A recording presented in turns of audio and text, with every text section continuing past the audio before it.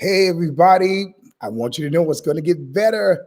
This is your boy Hezekiah Walker, and we are live and we are excited about what's going on in our world. Today, we come to talk about gospel.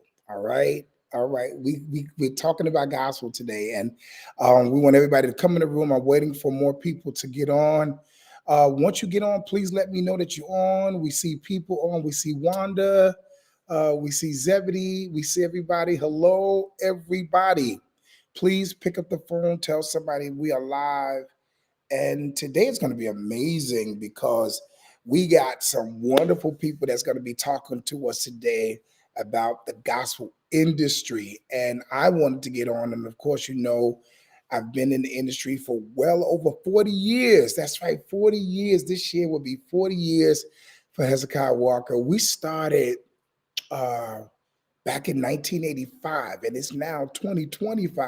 What a long time to be in the game and to be in the music business. So I'm happy, and I want you to be happy about what God is going to do tonight. Tonight is the night. And thank you. I see so many people in the chat saying that they were praying for me. Thank you for praying for me. All is well. You could tell everybody, amen, that God has really done it, and I am fine. I am well, ready to move forward. We have people on from Texas. Man, there are people on from Florida. I see Florida checked in. New York has checked in, and we are excited. We are excited. So I don't want to prolong the time.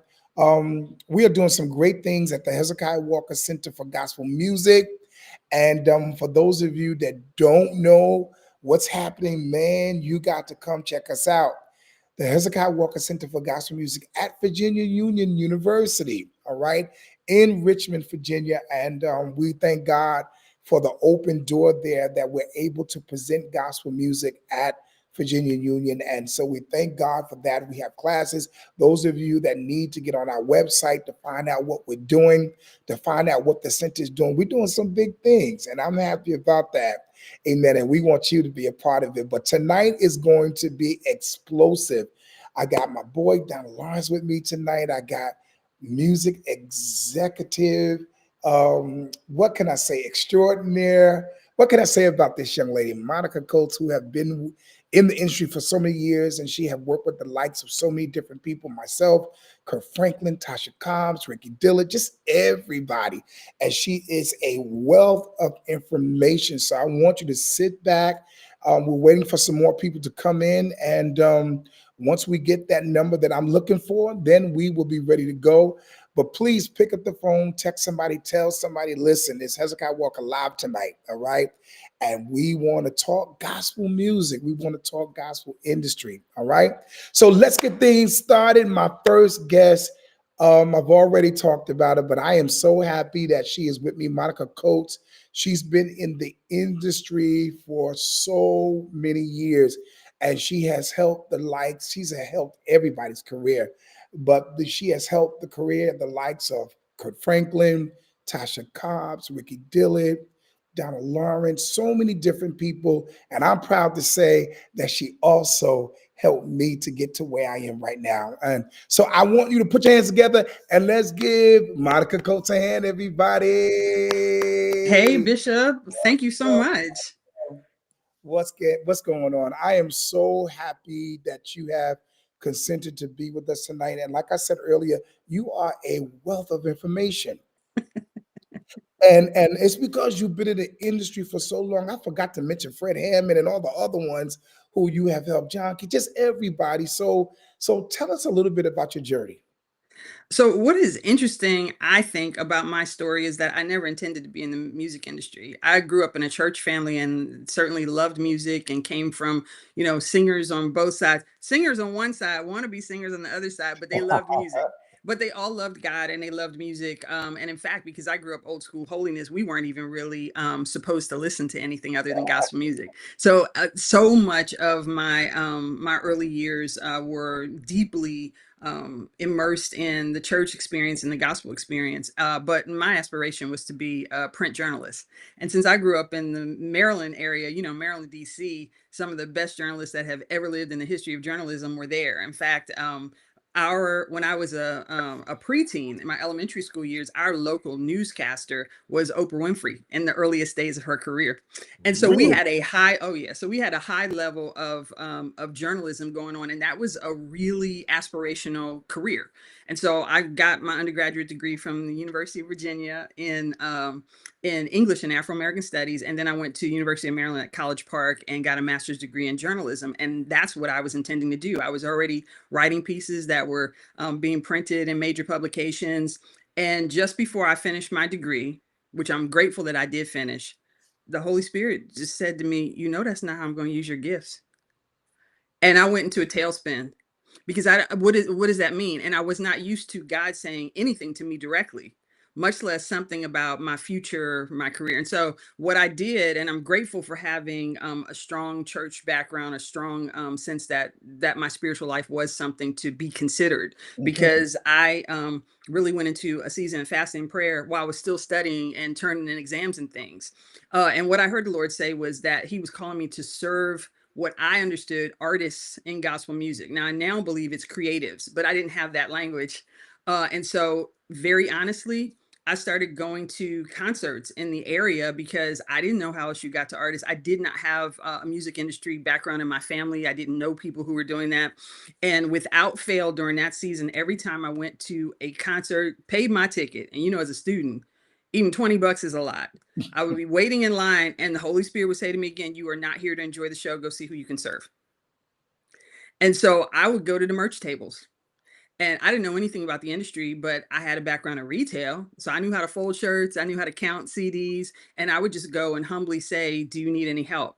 And what I think God really honored about my heart in that time is I was not saying, "Can you get me a foot in the door of the gospel music industry?" I was just saying, "Do you need any help?" Mhm. And so everybody in gospel needed help because they couldn't take a road team, right? And so I would fold t-shirts, I would count CDs, and I was not saying anything about what it is that I was trying to do. But because I showed myself trustworthy and focused on the task at hand, even though it might have seemed like a menial task, I would overhear parts of their conversations. And at the end of the night, they'd ask me my story. And so I would share, "This is what I feel like God is doing in my heart, and I don't know what that means." And they'd tell me a thing or two that I then take back into my prayer closet. I wouldn't follow up bugging them, asking them 10 questions, one question, then go back and see what the Holy Spirit says about that. And so that went on for almost a year. And toward the end of that time, I was folding t-shirts for a group. I don't know if you remember these guys, but they were label mates, Transformation Crusade. Of course, of And course. they were working on their first album, and Fred was producing. And it Yes. was one of the early instances of him producing for people other than commission. Mhm. And he had told them, "Keep an eye out for any young people who love God, who are interested in working in this industry." Wow. So when they saw that I was faithful, I wasn't thirsty, I was just trying to help, I had a pure heart, they gave him my information. And they also gave me warnings: "Don't do this, don't do this, don't act like this, carry yourself this way, just the way that you've been carrying yourself, continue to do that." And long story short, introduced me to Fred, and I had a couple of conversations with him, and it was the summer that he was opening his office for Face to Face Productions. And Wow. so he ended up Great hiring history. me, Great history. hiring me as the first full-time employee that was not a family member of his. And here's the kicker: because he was so new at doing that, and he was taking a leap of faith, because in gospel, people didn't have production companies at that time. Mm. You might have had a gospel songwriter, producer who produced on multiple things, like Mhm. Pastor Key or like Thomas Whitfield, who had actually just passed away at that time. But you didn't have somebody whose intention was to build a production company. So Mhm. Fred was taking a leap of faith, which means he didn't have a whole lot of money at that time to pay me. And I'm getting there with 2 degrees, not 1 degree, but two. But Two. God told me to serve. And so I served in those days when he didn't have anything to pay me. And as he got more, he blessed me a little bit more. I had to work part-time jobs sometimes and full-time with him. And toward the end of my time there, a couple of things happened. One is the touring industry in gospel started to kick off. And we went on 2 back-to-back tours with Kirk Franklin. One was a Christmas tour, and one was the Tour of Life, which, in my opinion, is one of the greatest gospel tours that ever happened, because it was Kirk Franklin, Fred Hammond, Yolanda Adams. We did, what, 96 dates. And that was the tour where Kirk had his accident. I mean, so many things happened on that tour, but it Yes. taught me about touring life, and it gave me a real understanding. And at the very end of my time there, Fred recorded The Spirit of David, and that ended up being his first gold album.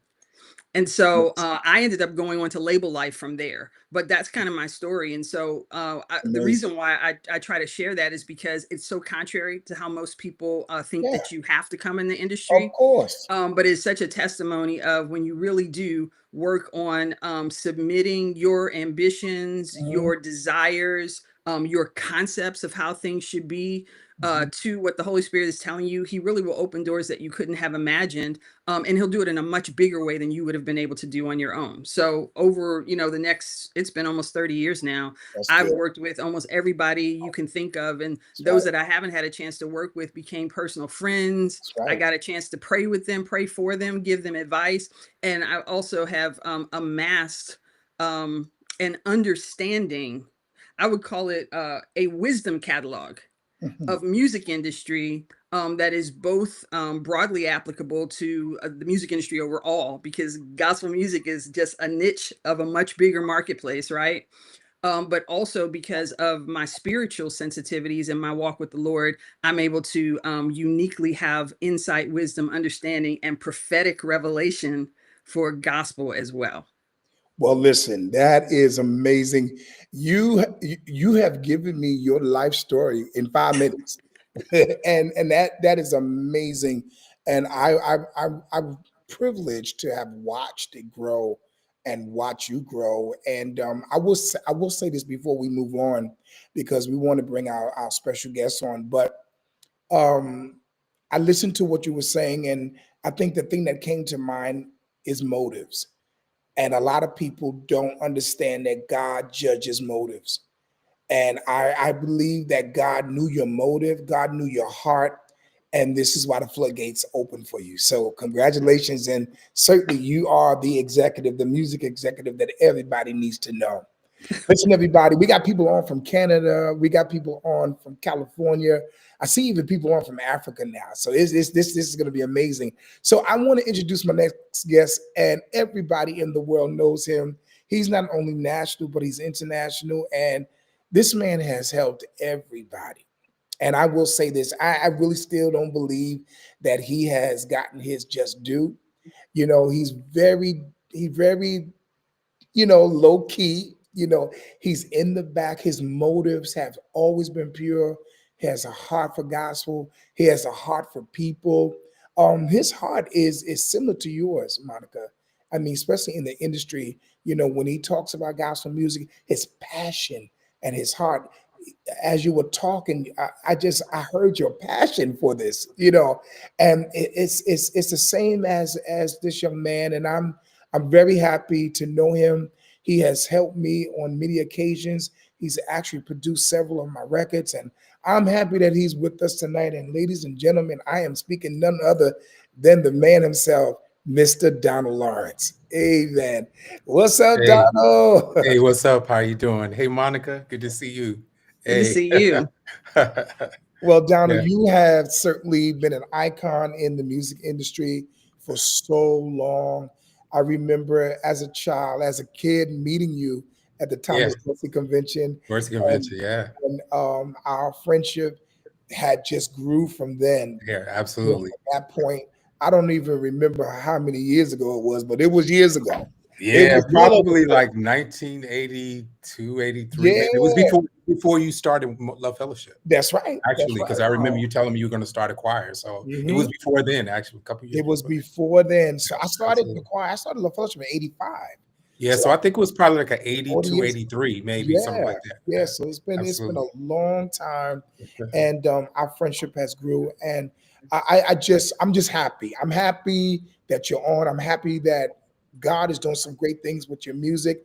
I'm watching what you're doing internationally. So I want to talk about that for a minute as well. But Mhm. I'm grateful that you belong to us. I know everybody's trying to grab you. All of the international people are grabbing you and pulling you. And I love everybody internationally, but he belonged to the US of A. He belongs to us. So Donald, tell us a little bit about working internationally. Oh yeah, working internationally is very it's really cool because you get to see how much they appreciate what we kind of sometimes take for granted, because we've grown up around the greatest gospel people ever. And I think that sometimes in America, those of us who do gospel music and around it, we've just kind of eat, breathe, and slept it the whole time.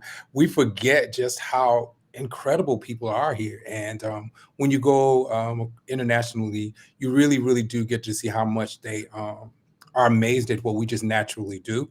So it's been really good that understanding the international audience is a little different. But when it comes to God, everybody loves God that way. But when it comes to the art form of it, sometimes it's a little different. And it's been really cool just to see what they like, what they don't get, understanding that what we take for granted over here, we can go from state to state and everybody speak the same language, but you can go from country to country and there's a whole nother language. It's a whole kind of different personality. And you just kind of have to learn to navigate those things. But it's been a great learning experience. And I'm really, really honored to be able to do it. I will say this, Andre Crouch specifically, Andre and Sandra specifically, Edwin as well. But Andre Crouch told me that Andre and Sandra told me that if I go and start working international, make sure that I didn't just do it from the stage. Make sure I took time to sit down, have dinner with people, get to know people as friends. And they told me, they said, if you do this, you will have friends for the rest of your life. And Hmm. I applied that wisdom.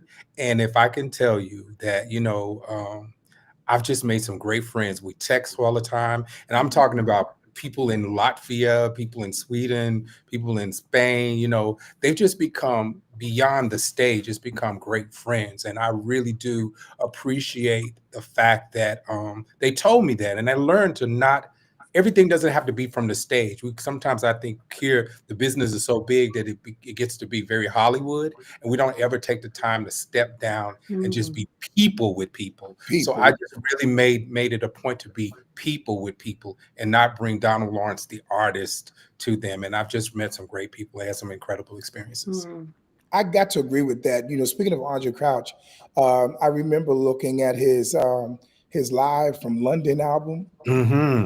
Promised Yeah. myself that I was going to record in London, and Yeah. that's what made me go to London. And Wow. so I didn't have that type of conversation with him, Uh, but I will concur with that. When you meet people internationally, it have to be just more than just bringing gospel music to them, yeah. talking about gospel. It's about relationship, and that's what I'm Yeah. finding out about the industry. Period. It's really about relationship. I remember Monica Coates saying something on one of her live. We got to be nice. Yeah. We just got to be, so many gospel artists are just not, they're just not nice. Nice. You know, Yeah. they're not nice.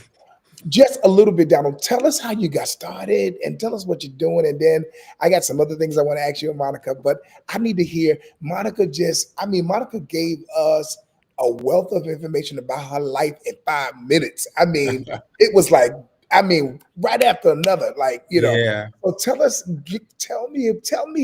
tell me something about Donald Lawrence, starting out and going that most people won't probably know. Kind of like Monica, I didn't kind of plan on doing gospel music as a career. I planned on doing theater. So I went to school to study theater. I really grew up in North Carolina. I was born in Charlotte, but I grew up in a small town outside Charlotte called Gastonia. And I grew up like you guys in a small, very strict Pentecostal church. I mean, strict. I didn't get to do anything, but we could listen to music. If there was anything else, we could listen to gospel music. We couldn't listen to anything else. So that really got me started. But I also loved at that time, and I'm not really sure where that came from. I always liked mixing storytelling with the gospel. So I was always trying to do a play at church and add songs to the play. And I didn't realize that was like musical theater. I just always loved seeing the songs acted out. So I was always doing some theater and combining gospel songs to it because I always thought it would be really cool to have plays that inserted gospel music versus some of the Disney and Broadway stuff I was listening to. So I started that. Anyway, I ended up going to college at Cincinnati Conservatory. After getting out of that, a lot of people don't know that I ended up working at Jim and Tammy Faye Baker's PTL for a year. Like right after BB and CC left. So me and BB have funny dialogue about that sometimes, but I was there right after they left, and I stayed there for a year. And my path went different because I ended up being in urban music with Stephanie Mills. And coming from the church that I came from, I got dogged out. Like, listen, let me tell you something. I would see friends I knew from a kid up, when they would see me, they wouldn't even, I would say hello and give them the great Donald Lawrence greeting. They wouldn't even say hello back. They would say, "Still with the Lord." That was their hello to me, still with the Lord. So, I kind of had to navigate that. But later on, after the choir came out, all the songs came out, I would see some of the same people, and they would come to me and say, "Man, your style, like what you've done, it has touched me so." Oh my God, they would just say that. And they would just ask me how I was doing. And the sarcastic in me just couldn't help but say, "Still with the Lord." Because the thing about it is sometimes our paths are different. And had I not gone the path that I went, I wouldn't have learned all the stuff that I learned. It was just that I didn't lose me. I didn't pick up bad habits. I just learned something that I would have never learned had I just went the path that everybody wanted me to. And because of that, and I thank Steph Mills and a lot of the people I work with to this day, they opened my head to something that I didn't realize I had, because I never grew up wanting to be a producer either. That was nothing, not even on my plate. I wasn't one of those ones who started going in there. I didn't even want to do that. I wanted to be a songwriter, and I wanted to do theater. The producing showed up with me after working with Stephanie, because I had to make her live shows sound like the albums, and it made me study them. Then all of a sudden I said, "Oh, this is what producing is," and it woke it up. So that was my journey. And then, of course, I just took a lot of the things that I learned out on the road and tested it with Tri-City on our first album. It was just how I heard our songs. And of course, then that just kind of ushered in another contemporary sound with everything else that was going on. And that really is kind of how I got started. But I think the main thing that I would like to say is I learned to be a producer from working with Stephanie, and I learned how to be a producer and be in the back. I learned how to be a producer and work with Hezekiah Walker, let Hezekiah Walker be Hezekiah Walker, not try to make Hezekiah Walker Donald Lawrence. And I learned how to work with the Clark sisters and do that. I'm like a studier. I go back and I study. If I'm working with you, I know your songs. I know your feel. I know how you go about stuff. So for me, as she said, the serving part, I think a producer is one who serves the artist and then try to bring the best out of the artist based on who the artist is, not based on it. Because it's very weird for another artist to produce another artist. That doesn't really happen that much. I'm probably one of the few who've worked with like you or Ricky or a Clark Sisters or Vanessa, just work with a number of artists and still be an artist. And that doesn't always work well, because a lot of times artists don't trust other artists to look for their best benefit when it comes to all of us being in the same world. But I did learn that the art of and the gift of serving, and I love to sit back and watch someone win. I always have. So that would be just a little bit of my journey. I think the key, after listening to you and Monica, I think the key word here is servant, servanthood. And I think if all of the gospel artists and those that love gospel music and love the genre and love the industry would become servants, I think that we would have a much better industry. I think so too. We would. I learned that as a producer, that you go and there's some way you capture the artist's heart, and you just take care of that, and you display that on their own thing. So I think that there's a discipline in learning to serve, and I think God blesses us when we learn to serve. That's just my story, and I see that's Monica's as well. Maybe not for everybody, but it works for me. Bishop, can I share something? And I hope that this is not out of line, but one of the things that I was meditating on last week and is the scripture where Jesus is washing his servants' feet. And one of the things that I saw in scripture that I did not hear this taught in a sermon, I wish I had, is that before he washes his disciples' feet, it said Jesus, knowing where he had come from and knowing where he was going, put a towel around his neck and washed his disciples' feet. And I think that it becomes easy to serve when you're clear on who you are to God, and when Mhm. you're clear on what it is that you're called to, because That's it takes away the competition and it takes away the sense that humility equals subservience. There's a wow. difference between service and subservience. But when you're Mhm. confident in where you come from and you're confident in where you're going, it's not hard to It's give That's your not hard at best to all. other people and to do it with love. Mhm. I that think the is best leaders are the best servers. that's right. That's right. Absolutely. Yes. Mhm. That's Yes. right. This is so good. Well, listen, let's dive into the music industry for a second. Now, this question is going to be directed to both of you. How have you seen the gospel music industry evolve over the past decade? Oh Lord. Who gonna go first? I don't I'm gonna let mind Mark. going first. Yeah, I was I'll gonna let go her go first first. because I look for what I love about Donald is he's not just observant about the artists that he works with. He's observant about the whole industry and observant about people. So I know he's gonna hear what I say and then give a counter narrative that'll really give people a well-rounded feel. I had to look at this in terms of what I'm gonna call positives and challenges. And so, two of the big positives that I've seen over the past 10 years is the birth of new television vehicles for gospel. Just when we thought talk shows were over, there have been several people who are just lovers of the musical form gospel that have television platforms that are broadcast widely. And I'm thinking specifically of Kelly Clarkson, Sherry Shepherd, and Jennifer Hudson, and they regularly give an audience an opportunity and an audience to gospel artists in a way that I think is really warm and embracing. And has the ability to introduce even well-known names to a whole new audience. And the second thing that I think has been a real positive is touring. We finally have, I think, recaptured what ALW was trying to do, and you guys are both familiar with ALW Entertainment. What they were trying to do in the mid '90s by making a real commercial impact with gospel touring, and they went as long as they could. This big arena touring that's coming back now is really giving us the ability to have hard ticket sale records in a way that makes us a legitimate genre for touring. Those are two really positive things that I see that I'm excited about. And then I'll just give one challenge, and I'm not trying to be crass in saying this. The biggest challenge to me is that I feel in the past 10 years that we in what I'm going to call the core gospel marketplace have made it a habit to chase after the success of worship music in the Christian space. And we've done that to the detriment of our creativity and artistic style and sound many times, not all the time, but many Oh, times.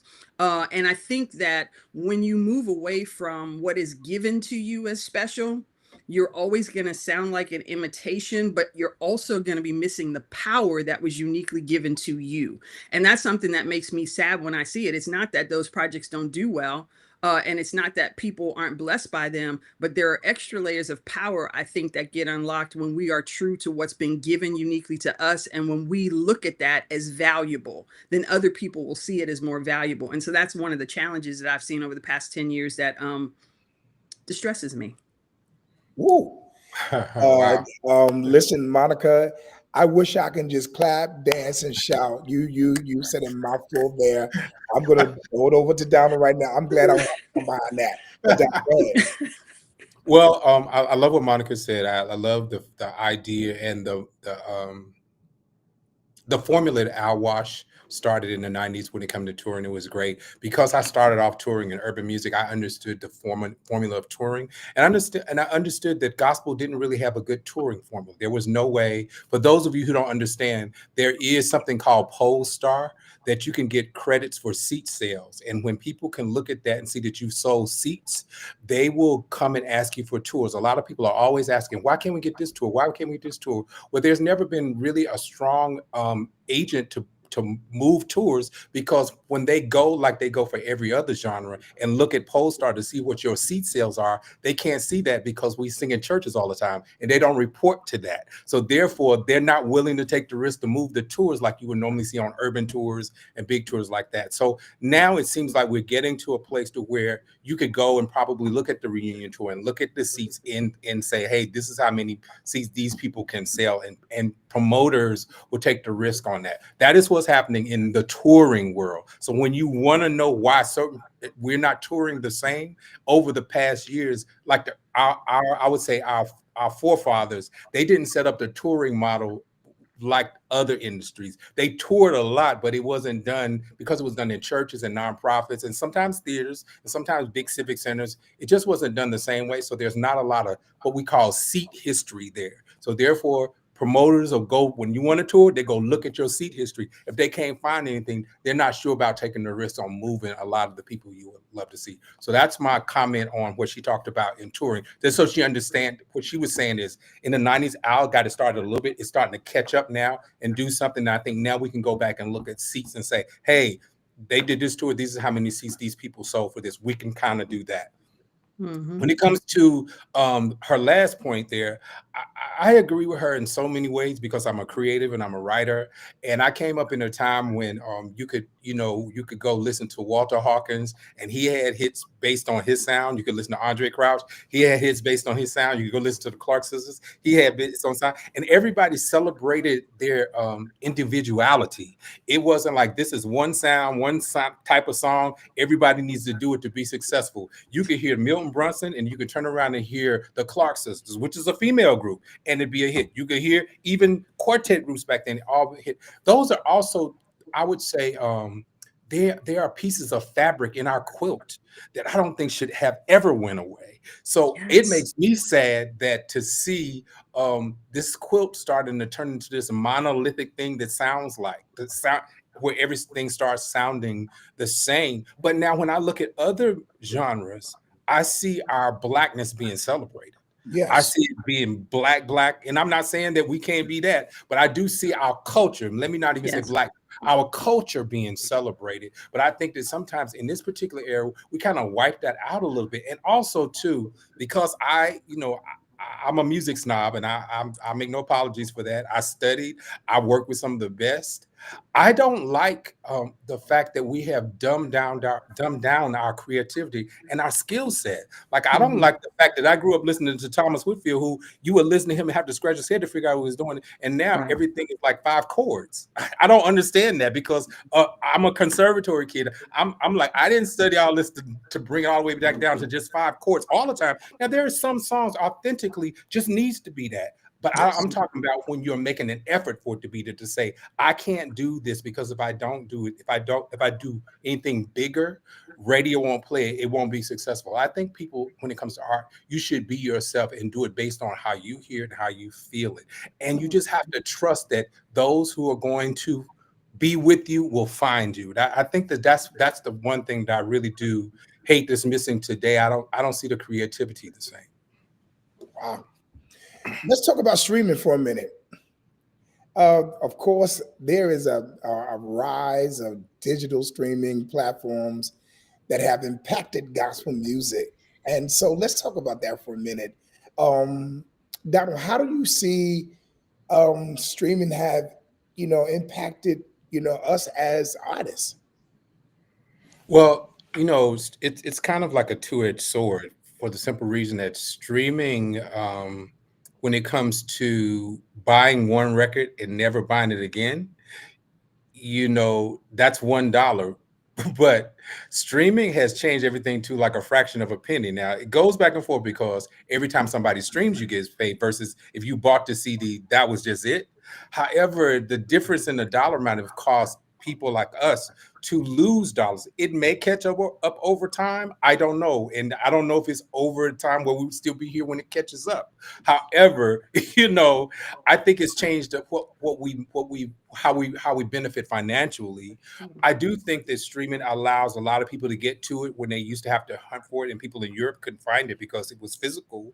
I think there are ways it introduces us to a new audience, and to a broader audience, and it's easy to get to. I remember the time where you had to plan 6 months before you release an album. Now people will finish it on Friday and drop it the next Friday, like a song and everything. So I'm still struggling with that. Like, how do they know? And then some people find love in people searching for their music. I was like, why would you want somebody to search? I would want them to know that it's coming. But there's all kinds of things that streaming brought that really wasn't when we started, wasn't there. The other thing that I think when it comes to streaming is I think it just made music more of an advertising thing for the individual and Mhm. not necessarily about I want this song. So therefore, you had to really start thinking about touring now, because where you could make a big record, a big hit, and sell a lot of units and really kind of benefit financially, you kind of need the song to kind of celebrate you, to get you out to go live. So I see streaming pushing people to show up more live now. That's where your financial benefit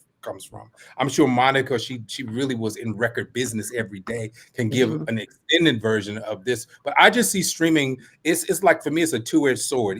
It's great that people can play your music, and all of a sudden a song that came out like in the 90s can come back and be a big hit on streaming. It's True. not over. Your songs continue to live and live and live. But on the other side of it, you make a fraction of a penny. So if you're not getting those streams, it's more so about, hey, this is who I am. I got music around me, but I just want you to know music is almost like I would say, like the intro to your show or the intro to your series, and then you are your series. If I was to put it like that. Yeah. Monica, as a music executive, let's see your point of view. Yeah, I mean, I love everything that Donald said. I think what the challenge is from the record label standpoint is that now when you went from, I remember probably the year that I was working on your Family Affair 2 Live at Radio City album, we were starting to get articles written in Billboard, et cetera, that were saying, man, the music industry is putting out about 25,000 new releases, every month. 25,000 new releases. Now we're up to, with streaming, like 100,000 new products, whether that's singles, EPs, or whatever, a day.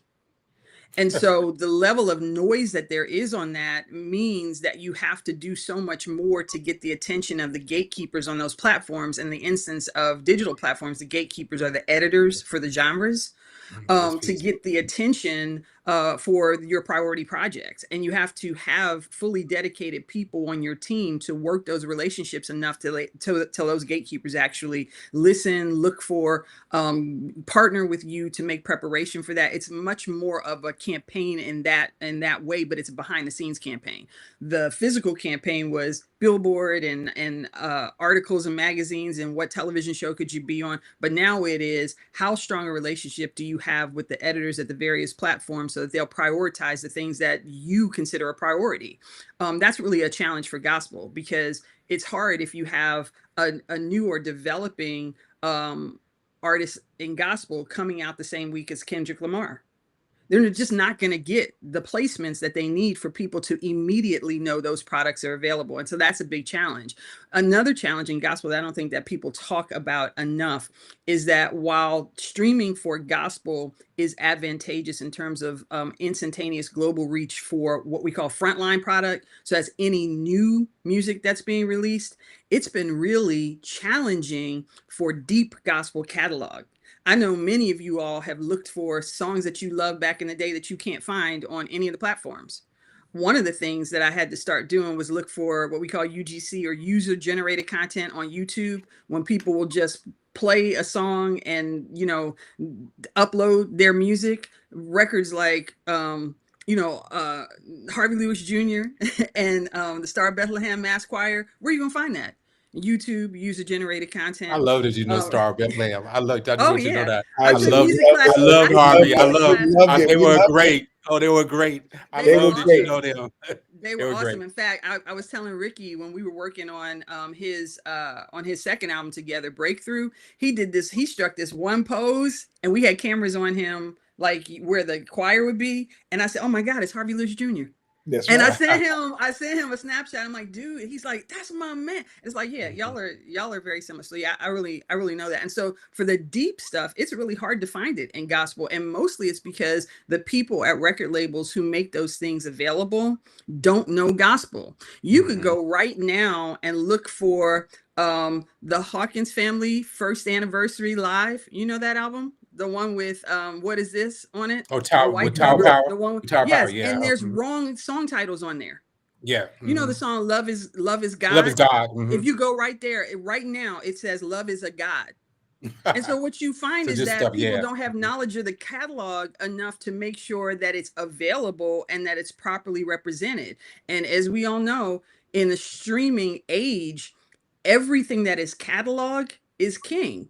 because it's Yes. going to be evergreen and continue to sell. Well, if our catalog, our deep stuff is not represented, then we're leaving money somewhere. I don't know where Yeah. that money is, but we're leaving money. There are whole catalogs that have never been released to streaming platforms that are really the richness. And so when that happens, a new fan that may be converted to listen to this style of music, even if they don't know God, based on the cultural weight of the music, and they want to dive deeper. Every other genre, you can dive deeper. You can learn about people that you didn't know about.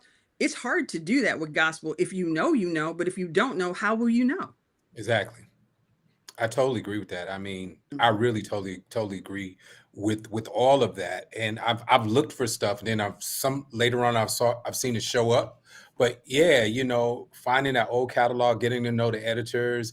Um, a lot of people don't realize. I mean, they do, and they don't. I don't know if they think about how much of gospel is really a subgenre. So therefore, the bandwidth doesn't get out there like everything else. So That's it's right. hard to compete. Like she said, if a Kendrick Lamar is coming, they're going to think about the broader perspective. You have to kind of fight your way in there to just be seen. So it's a couple of challenges. So that's why I always say too, with this music, we need to know the business, but you got to love it too, because it's not the same. It's not as easy of a genre as some of the other genres to cut through. You got to love what you're doing. It's got to be about the message and the mission and the ministry along with your business acumen. I'm never going to say don't do that, because you Mm-hmm. have to, but you're going to have to love this, because it's going to take some patience to get to where some of the other things get to a little bit faster.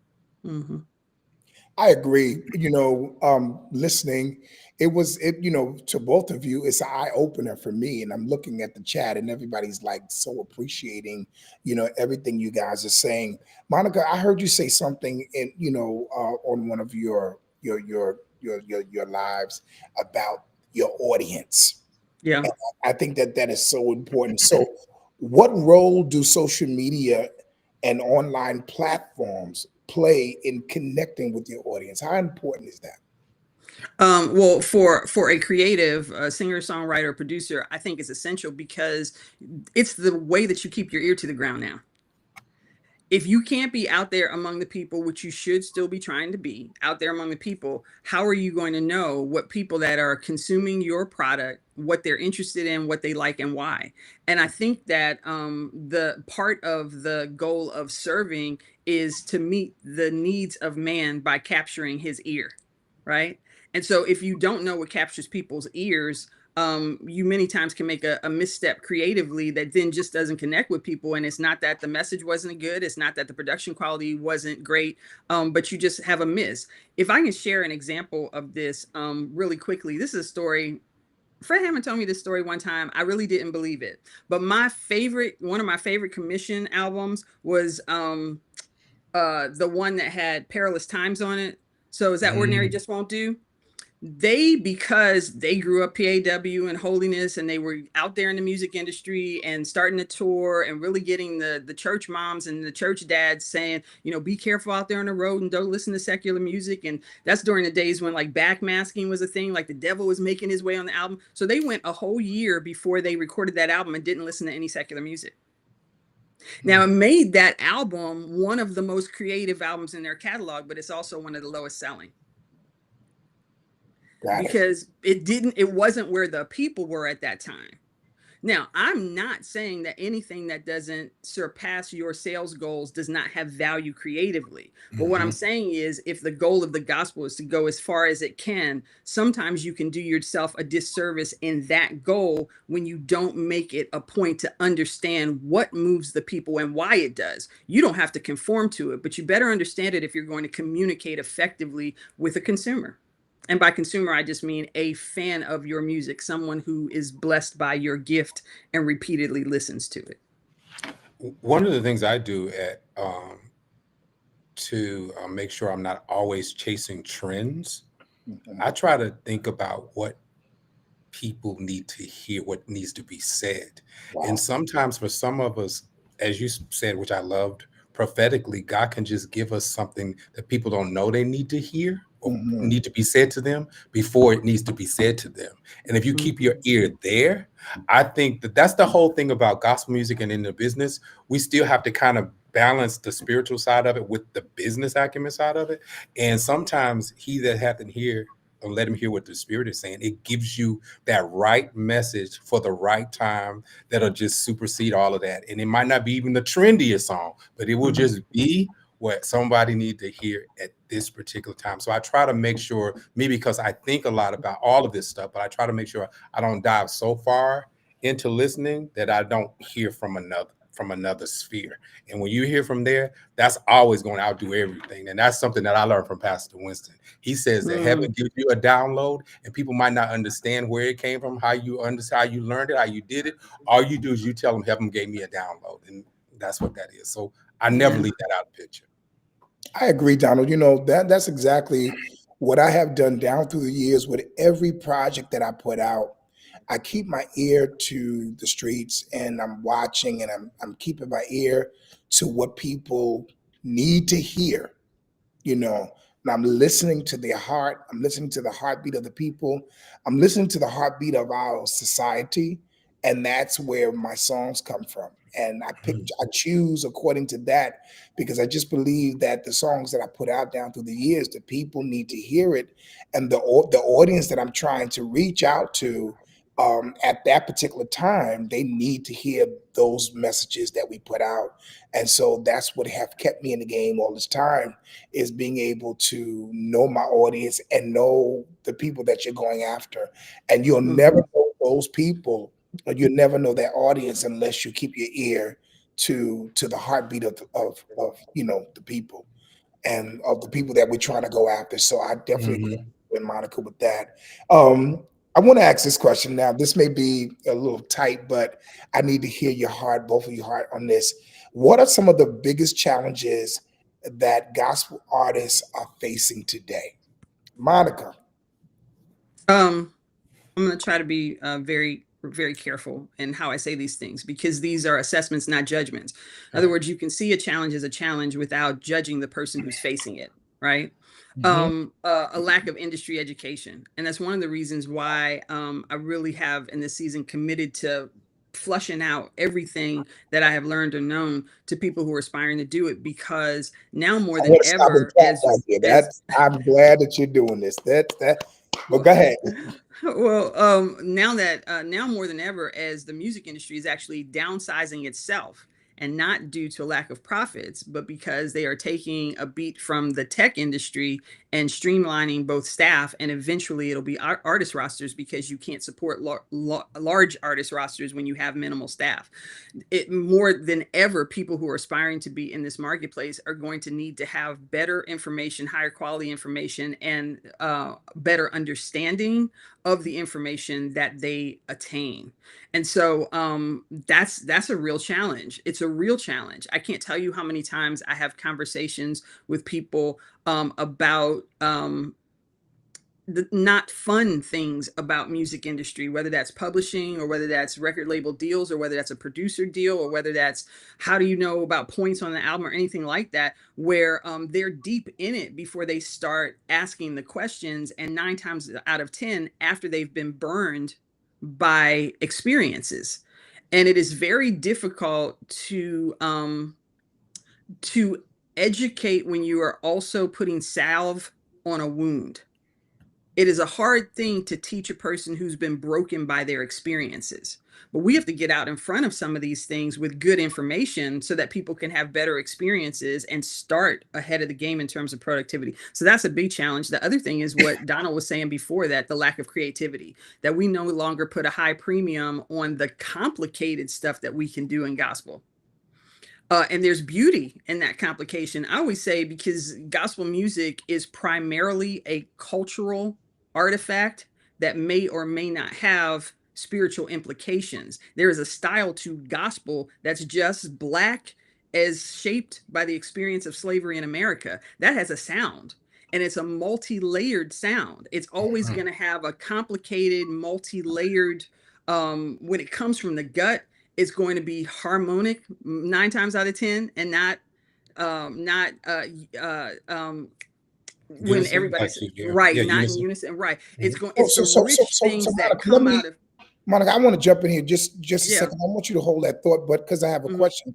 Of Okay. course, one of the challenges that I see, being listening to what you just said, it's like the industry is like kind of forcing us to kind of change the style of what we do because Mhm.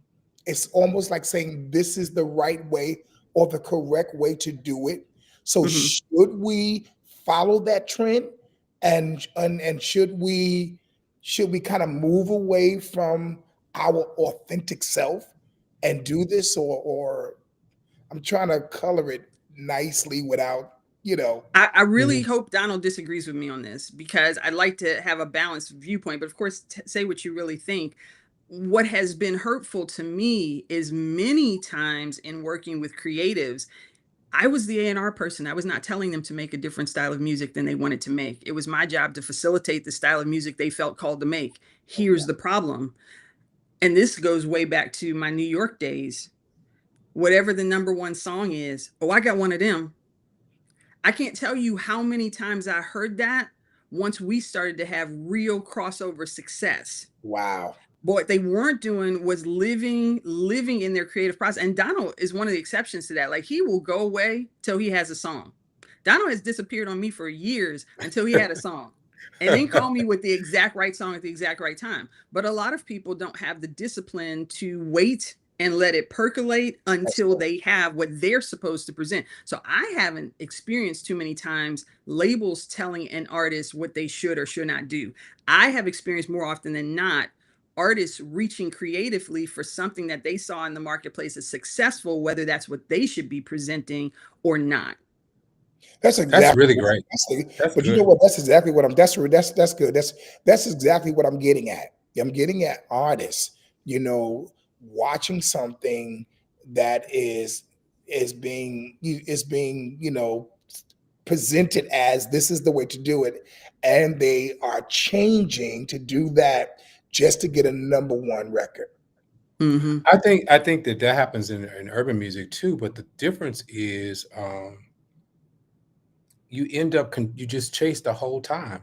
Then we never know who you are. Like we Right. never figure out who you are because you're chasing the whole time. I want this. I got That's something right. like this. The other thing is too. I think this era, this generation of artists, all around, they want the success fast. We Mm, didn't get it fast. It took us a long road there. We had to get out on the road, get in front of people, get in mm, front. Some people get there too fast. They hadn't even been in front of audiences yet. They don't even know how to handle That's right. an audience. So I think that looking at a number one song and saying I got something like that, you may, but it may not feel the same. It may feel like it was something contrived from something that you heard, or it may get to number one. But then to me, number ones are different these days because back when we started, Careful. when it was a number one, 100-seater church was singing the song as well as a 10,000-seater church. It wasn't that That's it was right. number one. Then when you get out there, nobody knows it. So I'm That's going right. like, I never heard this song. It's number one. Like, how did it get there? I usually you feel it building up, and it doesn't get there fast. It That's really right. is that one of the reasons why, and I can say this boldly, and I can say it for him. One of the reasons why we can go out and sing probably 20 songs that everybody know them is because we built those songs all the way up. They didn't just all of a sudden get to number one. that's right. We can go and sing for 2 hours and keep singing a bunch of songs everybody knows because we really did build the songs. So you got to just decide if you want a career or if you just want Mhm. a number one song. Because a That's number right. one song doesn't always make somebody have a career. And that's just business I'm talking, you guys, Mhm. not the spiritual. I think Yeah. God gives you gifts and you are who you are, and you should celebrate that. I That's always right. tell everybody that in neuroscience teaches us that thoughts are DNA. Thoughts are DNA. They live somewhere, and the thoughts that are DNA, they are like soul and spirit. They speak to your brain. Your brain causes you to act it out. So your Mhm. creativity starts Mhm. in your DNA. You can't put somebody else's thoughts in your head. It causes brain damage. So the That's right. gift that God gave you is you. That's why I say the gift looks good on you because your DNA is exclusive to you. Trying to be somebody else, it will never work because God did not design us that way. And neuroscience backs that part up right there. You can literally Absolutely. see thoughts on a screen, on a graph, and You are who you are. So I want to tell everybody, celebrate your uniqueness and be who God made you. I Mhm. understand that you may not get to number one fast, but if you just stay steady, when you get there, that number one will really be yours. It won't be pushed there. It won't be contrived there. It will really be your number one. Absolutely, absolutely. And one of the things you said about DNA and the words that are in the DNA, I heard something. I hope this is not really weird, but when former President Jimmy Carter died recently, there were a lot of interviews that were done with him, and I heard one where they asked him how does he reconcile his belief in creationism with being a modern man in America. And what he said is that he very much believed in a God who created things, and that his belief as a man of science, because he was a neuro engineer. I'm sorry, a oh my goodness, when 3 Mile Island, what are what's the kind of energy, and the submarines.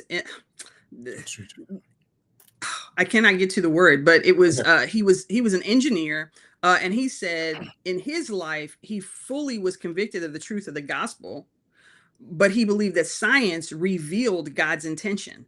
Oh yeah. Science revealed God's creation, Yes. and I and heard I so heard doctor I heard one doctor say God made everything and science is the definition of the everything God made.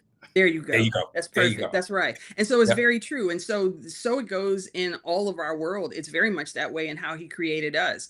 And a core belief of mine that I think really set me free to come in line with the calling that was on my life was when I realized, in the same way that God imagined the world and then spoke it into existence, he imagined me from eternity and then spoke me into existence. And he does Yes. that with all of us with a specific strategy in mind, and with gifts and skills and talents that he fills us up with, so that we're able to accomplish the reason that we're in the earth.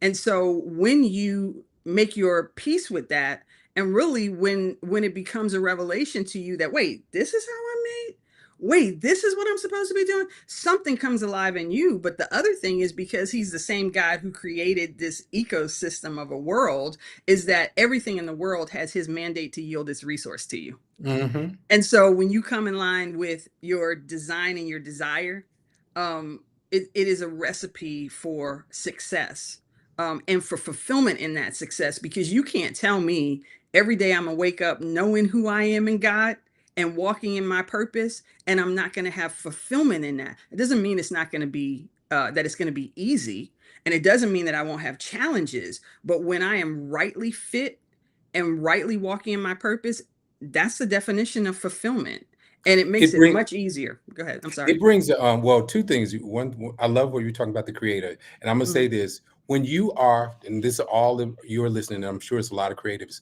When you are mhm. creating, you are most like the creator because we Yes. serve a creator. That's where that Yes. is. The other thing is when you're God's glory is defined a lot of ways. It's his attributes, his personality in the earth. We are his personality in the earth. A beautiful tree is his personality in the earth.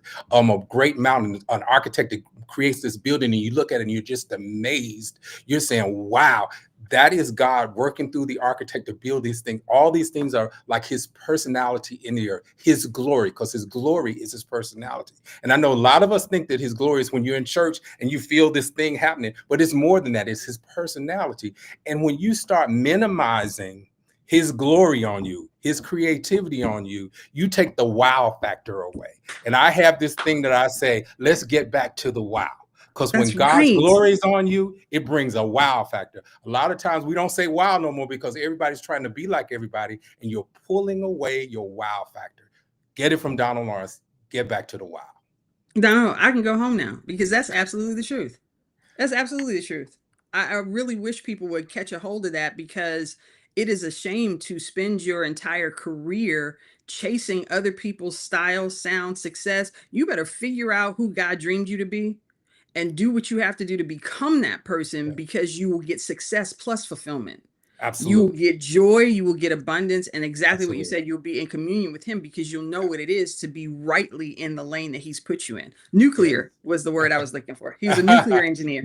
Nuclear engineer, yeah. And Yeah, Dr. yeah. Caroline Leaf is the neuroscience. She's a preacher and a Okay. neurosurgeon. And Oh, really? both. She's both, and she's great at both.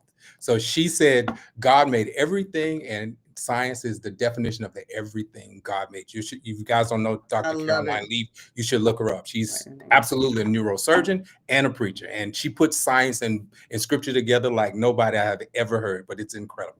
So Wow. yeah, everybody, if you don't get anything else from this call, get back to your wow factor. Stop trying to chase a number one and downplaying the creativity that God gave to you. Get back to your wow factor, because when God's glory sits on you, it brings a wow factor. And if you kind of subside that to do something else, you don't have the There wow he factor is. anymore. So I call it the glory wow. Get back to the wow. I love Listen, that. I'm loving it. I am loving every bit of it. Get back to that. I think it's important that we get back to it because we've lost it. We've lost Yeah. our identity. We lost everything. But I believe if we get back to it, I believe that the industry will be even better than what it is right now. All of the new artists that's coming on, they're watching us and they're, they need answers. So I'm glad that we've come on tonight. We have ran out of time, but it's been so amazing. I think that this was great, Monica. Thank Thank you you. so much. Monica, Thank it's so you. Y'all, good to see you. I love you. It's so good to see Listen, you, everybody, man. I got to really work with Monica on Hez's record on the Grateful record, right?